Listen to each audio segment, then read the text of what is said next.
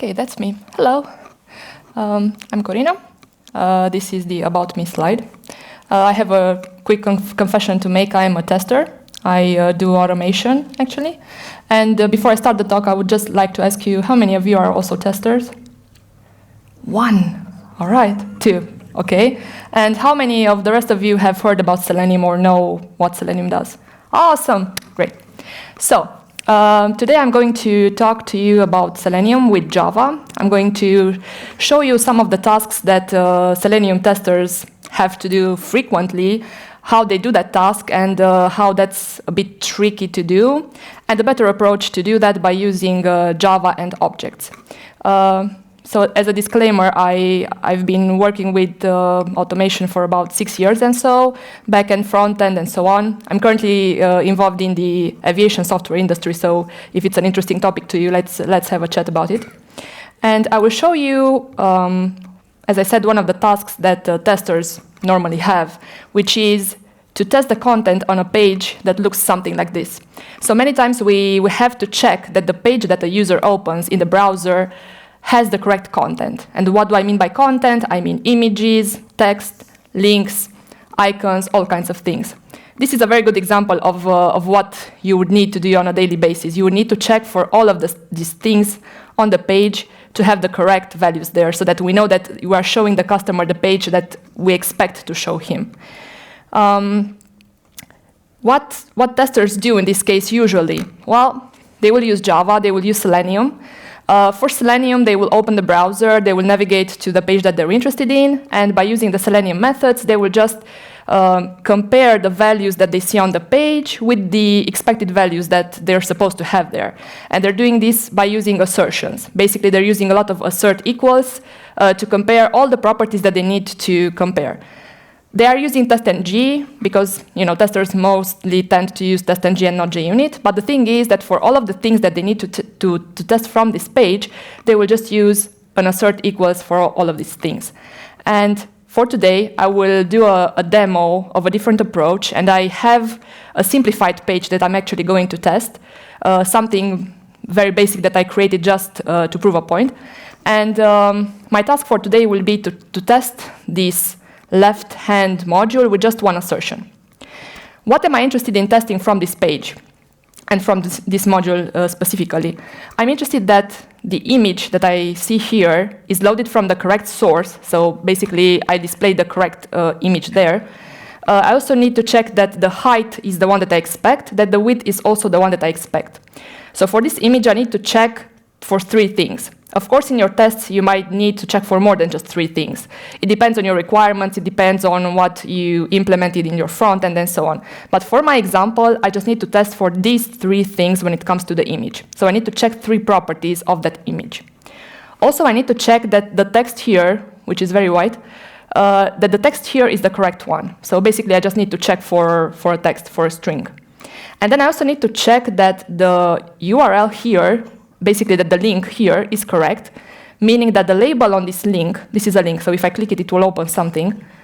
I need to check that the label on this link is the expected one, that the URL that will open when I click it is the expected one, but also that it will open the way I expect it. So if I click on it, it will open on a new page, not in the same page.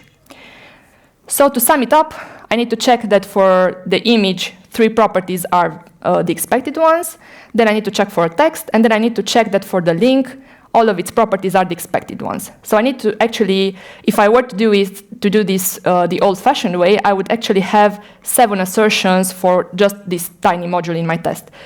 That's really bad because it really doesn't help with readability and reusability. So if you need to change something in your assertions, it's really difficult to pinpoint, where you were checking for something. Where did I check for the height? Where did I check for the width? So to solve this problem, I have a different approach. And basically, I model everything I see on the page into Java objects. And then I just use an assertion to compare the expected objects versus the actual object. How do I do that? Well, let's start by naming things, let's say. So I'm just going to focus, as I said, on this left-hand module. So I call this a module because it has some information there. It has an image, which in my mind already says, okay, this can be an object, a Java object called image, right? I'm interested in 3 properties for this one: the source, the height, and the width. Therefore, I will just go to my IntelliJ and I will just create a new object, and I will show you step by step how to get to the actual testing part. So, for starters, I'm just going to go and I'm going to create my own class called image. And it will have 3 properties, the one that I'm interested in testing. And they will be, the first one will be a string called source. I'm just going to say src, you will see later why. Then I'm going to create my width and height properties. Now you're going to notice that I defined these as strings. Why did I do this? When I'm going to read the actual values for these properties from the page, I'm going to use Selenium. And Selenium will return strings, because that's how I'm using a method from Selenium that works that way. So it doesn't make any sense in my test to do any parsing of integers and so on. So I'm just going to leave it as string. So now that I know what I want to check for this image, now I need to create a constructor that will create, or by using it, I will always create my expected values for my expected images. And for that, it's very, very easy to do because I have IntelliJ, and I have a shortcut here that just says alt insert. And I'm just going to say, get me the constructor that uses all of these 3 properties to create my expected image. And now, when I want to write my test, I already have an object with a constructor, and I can create all the expected images that I ever want to have. With this constructor, I can create images for any of the sites that I will test in the future. For example, for my previous page that I've shown here, I can already create an expected image. So I have to say that I already created a part of my test because I just wanted to save time with opening the browser and navigating to the page that will open.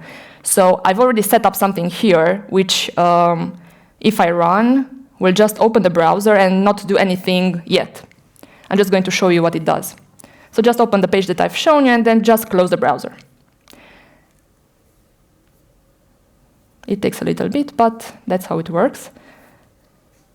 Okay, so now it opens the page and it already closed it. Okay, we will see how we will read the values from that page a bit later. So, as I said, I created the constructor for the image, and now I'm going to create my first expected image. So I'm just going to create an image, expected image here. And I'm going to call the constructor that I just created, and I'm just going to pass in the 3 expected values. I'm just going to put some dummy values here because we're going to actually do an assertion, and we're going to compare the expected with the actual values from the page, and you're going to see how that fails and how it highlights the differences. So I'm just going to put some dummy URL here. It's very dummy. I'm going to put, let's say, 300 and 200 as the width and the height. And that is how you create already 3 expected values, basically. So 3 in 1. I created an expected image, and with this image, I can, with this constructor, I can create the expected values for the properties of that image. Now, this is very nice, but how do I actually get those values from the page? Well, I'm going to create another constructor for the image, and I'm going to say public image, and I'm going to pass in a web element. Now, what is a web element? Basically, it's the way Selenium interacts with the page. When you want to interact with HTML elements like an A, which is the link, or the A, which is a link, or the img, which is an image, then you need to create, let's say, a reference to the page, to that element on the page, and that is done via web elements. In my test, I need to have a page class in which I define what those web elements are. So I cheated a little bit, I created this before, but basically, if I go to my page and I inspect the page with Firebug, let's say, I will see that my page has some elements here, and the first one that I'm interested in, the image, has an ID, because I created it very simply. It doesn't need to have an ID, it might have a class or all kinds of ways to identify what that element is based on CSS selectors or XPath selectors. Just to make it simple, I created an ID for all of these elements. So in order to interact with the image and to read its properties, I created a page class in which I defined who is my image. And I use the find by annotation with a CSS selector, and I passed in the ID of the image. And I stored it into a web element variable called reading module image element. So this is the reading module image element. And if I want to read its properties, I would just need to call some specific Selenium methods on this variable. So let's say that I'm interested in reading the source, the height, and the width of that image. How do I do that? Well, first of all, as I said, I'm inspecting the HTML. And I can see that on this img tag, I have a source attribute. The source attribute gives me the location on the internet where the image is stored. So if I want to check the source of the image, this is the value that I need to read from the page, the source. You also notice that I have the width here and the height here. So these are the three properties that I want to read from the page and compare with my expected values. How do I do that? It's very, very simple. I go back to my second constructor, and the source. So I'm going to pass in the web element that identifies that image. And from that web element, I'm going to read the source property by using a Selenium method called getAttribute. So getAttribute reads all of the attributes from this HTML element. And the attributes are ID, source, width, height, and alt in this case. But I'm only interested in the three ones that I mentioned. So I'm just going to read the source attribute here. For the, which is the next one, for the width, I'm going to do exactly the same thing, because the width is also an attribute on the HTML element. So I'm just going to say width, and similarly the height. Okay. And I'm just going to use the get attribute, and I'm just going to read the height. And now I have a constructor with which I can create or I can read the properties from any page that I'm interested in ever. I just need to pass in the correct web element that identifies the image from which I want to read those properties. This is very nice. Now I can actually compare any expected image with any actual image. I'm just missing three things, and luckily I don't have to write them myself. I will just use IntelliJ's shortcut to do that for me. I'm going to use alt insert again to generate the equals and hashcode methods, which are going to be used for being able to compare the two objects, the expected and the actual one. And then I'm just going to implement, again with my alt insert shortcut from IntelliJ, the toString method on this object. And with this, I am done building my image object. Now I can test all of the images that I have on any site ever in the future, because I have an object that defines the properties I'm interested in, and then I have the constructors that build the expected values and the actual values. The only thing I need to do now is to just use an assertion to compare these two. So in my test, I will go back here, and I'm just going to say assert equals. Okay, I need to import it. So as I said, it's going to be from testng. And so I need to do an assertion between the actual value, which is the one read from the page, which I can just create by calling the image constructor. And I'm just going to pass in a web element. Now, the web element will be the one that I created before, so it's going to be from the page class, and it's called reading module image element. So this is the actual object, and I'm going to compare it with the one that I created above, which is the expected image. And this is how I test for three properties in one. So now I've tested the image properties, this image, and all of these three properties that the images have are tested like this. Now I'm just going to do a quick run so that you see the output of this. Again, it's nothing fancy. It will just open the page, and it will read the values from the page, and it will do the assert equals. Now you will see that it failed because, as I mentioned earlier, I just put in some dummy values there. In order to see what was different between the expected and actual values, you can just take a look here, or you can click to see the difference. And here you have everything highlighted. So here you can actually see which attribute was different from between the expected and the actual values. Okay, here. So as I mentioned, this was just some dummy test there. Now, what's good about this approach is also that the assertions are done at the same time. So I'm checking for all those three properties at the same time. Normally in your tests, if you're using assert after assert after assert, if you're using the regular assertions, the first failure will stop your test. So you won't check for the remaining properties because the first failure will just stop everything. Unless you're using soft assertions, which is a different kind of assertion mechanism that it's not very used. It's not that much used, actually. So this is a better way to compare everything at once. So I'm done with the image. I created an image I can use. But as I mentioned earlier, in my test, I want to actually extend, and I want to also test for this link and the entire, actually I want to test the entire module. So I need to build more than just the image to get to the module. So I'm going to create the link, which is the next thing that is an object, because if you're looking at this text, this is just a string if you're thinking about Java. So in order to test for the link, I'm going to create another object. And I'm going to call this one a link. I created a link for, never mind. Okay.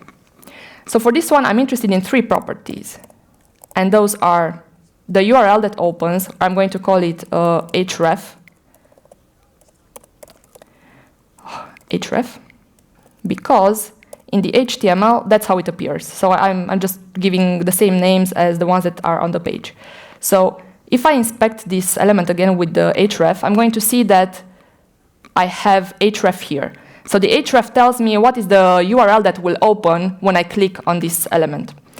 Then I have another property called target. The target is going to tell me whether this page opens in a new tab or in the same tab or in the pop-up and so on. So I'm going to add another property here, and it's going to be another string target.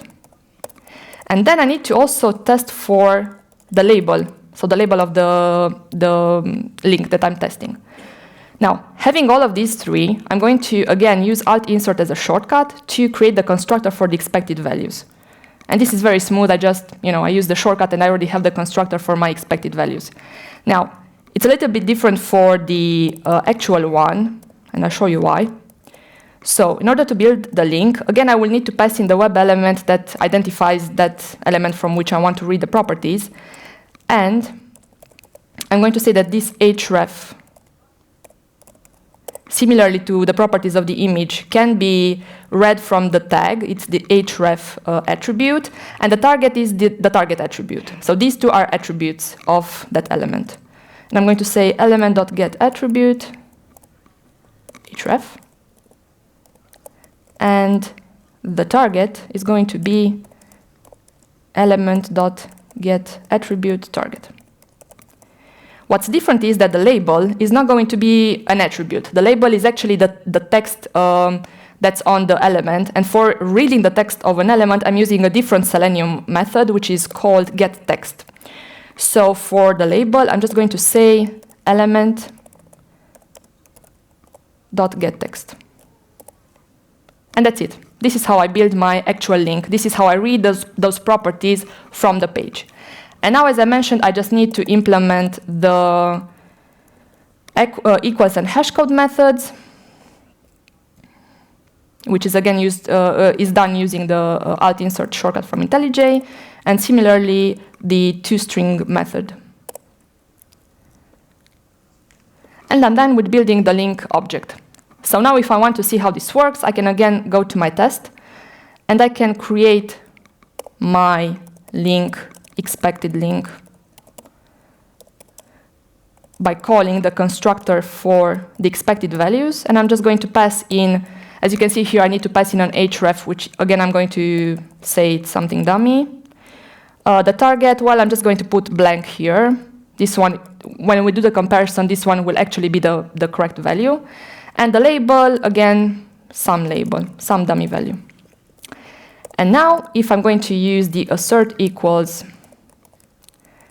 I will just need to compare the actual value, which I'm going to create by calling the constructor, new link. I'm going to pass in the web element that identifies my link, and I'm going to compare it with my expected link. Okay? So now if I run this test, I'm just going to comment these first two things out. If I run this test, now I'm just going to check that the link in that module is the correct one, the one I expected. It's going to fail, of course, because I again put some dummy values there.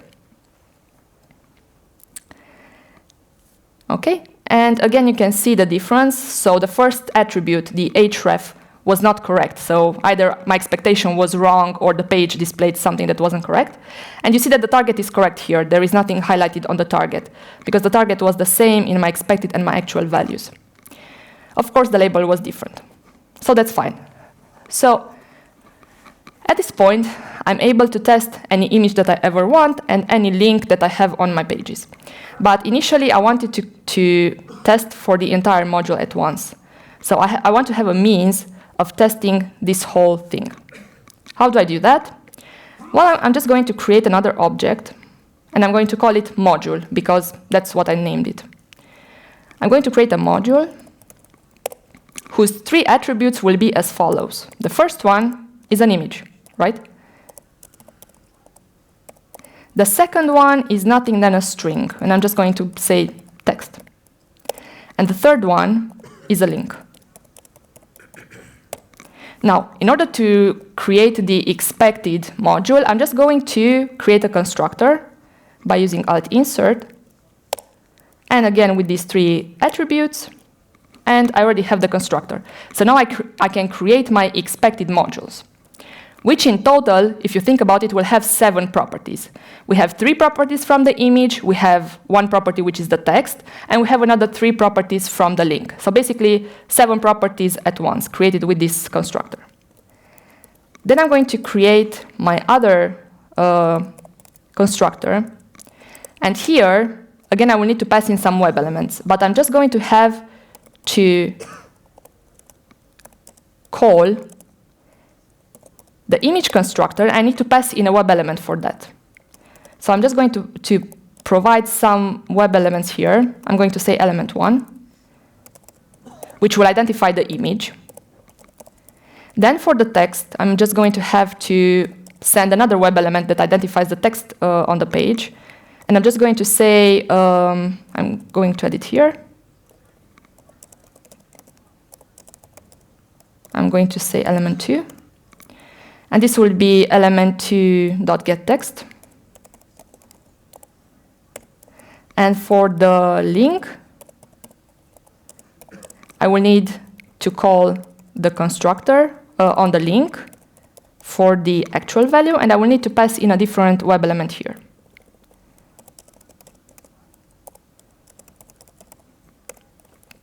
And this will be just get me the actual value based on the element that I'm passing in.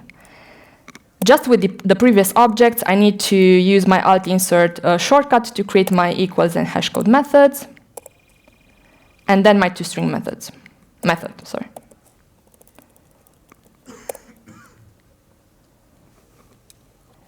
So now I have the object by which I can test this entire module at once. How do I do that? Well, I'm going to go to my test, and I'm just going to say assert equals. And now I need to create the actual module, because you see this is the syntax here. So I'm going to say new module. And for this module, I need to pass in 3 web elements, because this is how I wrote it. So I'm going to say this is going to be the image element. This is the first one. The second one will be the text, which might not be the correct one, but anyway. And the third one will be the link one. So this is how I'm going to create my expected module, and I'm going to compare it with the module that I will generate based on this here. So based on an expected image, some random text, because it's a string, random text, and the expected link that I created earlier. Sorry. Okay. So this is an assertion that is going to check for the entire module. This is basically all the assertion that I need to check for 7 properties. Now, if I'm going to go to this one, this is not the correct identifier, so I need to do something else here. I think it's the H2. Okay. Yeah. So now when I'm going to run this test, I can just comment this assertion.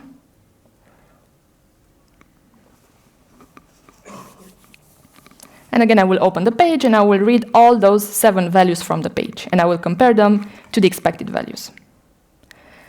Of course, this is going to fail because my expected values were incorrect, which you can see here. So this way, by using this assertion, I will see here all the values for those 7 properties. On one side, I will see the expected values, on the other one, the actual ones, and I will see highlighted everything that is wrong. So all of these are wrong here. And basically, this is the entire object in just one assertion, which is very good because, first of all, once you created the objects, you can create as many expected and actual values that you want for those. And then once you created the expected values, you can reuse them in other tests. Because if I go back to the page I showed you initially in my blog, here I have a left-hand menu where I have all kinds of things. But this left-hand menu is present even if I click on a post, for example. So there are things that are in common on many pages. So once I created those expected values, I can use them to test for those values on many other pages without having to create them over and over and over again. One thing you need to take care of, so to say, is that when you're creating your actual constructors, you don't pass in too many parameters. Now, in my case, I passed in 3 web elements because I just wanted to prove how this works.